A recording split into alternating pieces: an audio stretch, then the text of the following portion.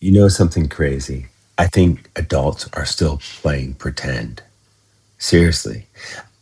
But we don't call it pretend. I think the 5 year old understood something we forgot.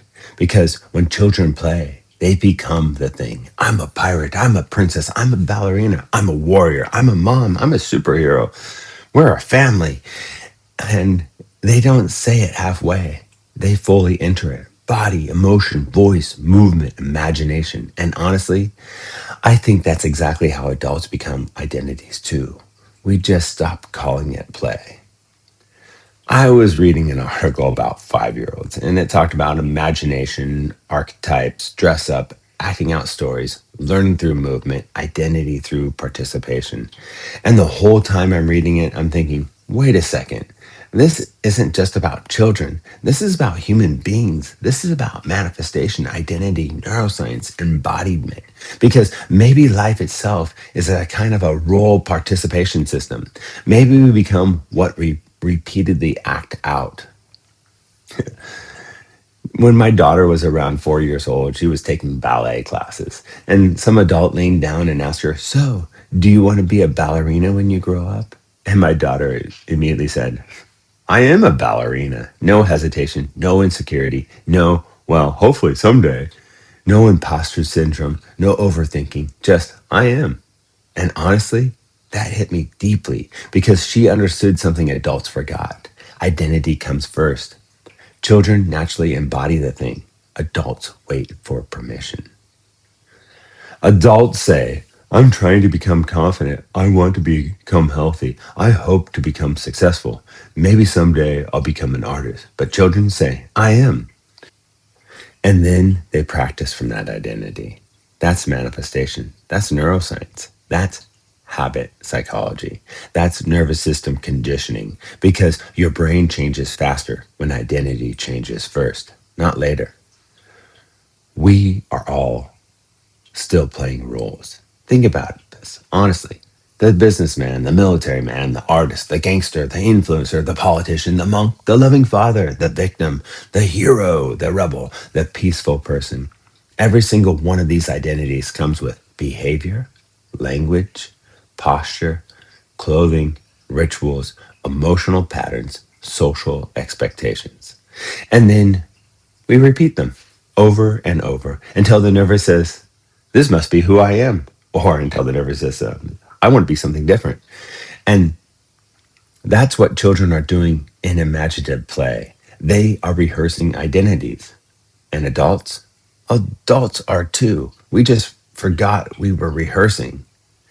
One thing I learned in the military, you put on the uniform, learn the rules, adopt the behavior, adopt the posture, adopt the language, learn the history, and eventually you become the role psychologically. Athletes do this, actors do this, artists do this, musicians do this. And honestly, you can intentionally do this too. You can train identities because identities are practiced into existence. Imagination is not fake. This is important. Modern culture acts like imagination is childish, but imagination is neurological rehearsal. Athletes visualize, actors embody, military trains simulation, therapists use role play. Children naturally understand this. A 5 year old pretending to be brave is actually training bravery. A child pretending to be a loving parent is rehearsing care and empathy. A child pretending to be a creator is building creator pathways in the brain. Imagination is practice. The body must participate. And the article said something powerful. It said children learn through gardening, baking, climbing, sweeping, sewing, jumping, building, moving, because the body teaches the brain. That's huge. Modern adults try to think themselves into transformation while sitting still. But identity becomes real through participation. You don't become disciplined by reading about discipline. You become disciplined by repeatedly acting disciplined, by choosing something and doing it. The nervous system learns through embodiment. I think one of the saddest things about adulthood is that many people stop consciously creating themselves. And this is a great human tragedy. They freeze, they inherit identities, protect identities, defend identities. But children are fluid. I'm a dragon today, I'm a pirate tomorrow, I'm an explorer, I'm a dancer, I'm a race car driver. And maybe growth means recovering healthy psychological play again. Not delusion, not fake positivity, but remembering identity is more flexible than we were taught. So go out and play, pretend to be something. This article also warned that children absorb media, stories, archetypes, emotional tones, values. But honestly, adults do too. You become what you repeatedly expose yourself to. Your nervous system is always learning.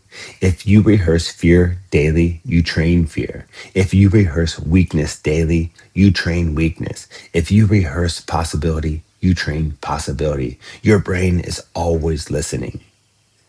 Maybe adulthood is not becoming serious.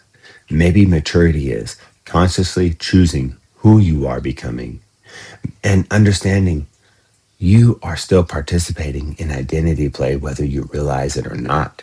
You are wearing a character right now. The question is, did you choose it consciously or inherit it unconsciously? Maybe the 5-year old never lost the magic. Maybe adults lost awareness because children understand something incredible. If I act it, feel it, practice it, repeat it, I become it. And maybe that's why the most powerful words in the human language are still I am, because eventually your nervous system believes whatever role you repeatedly rehearse. So choose carefully. Train your mind, train your body, train your imagination, train your identity. And remember, you never stopped playing pretend. You just started calling it life. Love and peace, my friends. I wish you wisdom and understanding. Enjoy this day and pretend, play something today that you want to be. Make it your magical day.